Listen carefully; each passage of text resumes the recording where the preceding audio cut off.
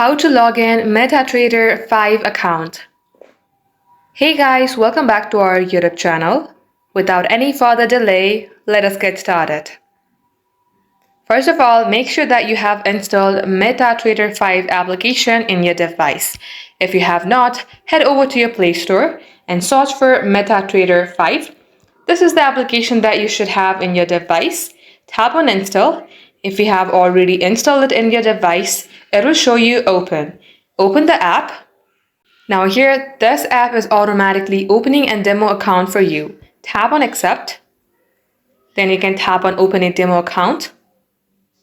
Now in order to get logged into your MetaTrader 5 account, tap on the quotes option. From here, tap on manage accounts. Then here you will see a plus icon. Tap onto it. Tap on Meta Codes.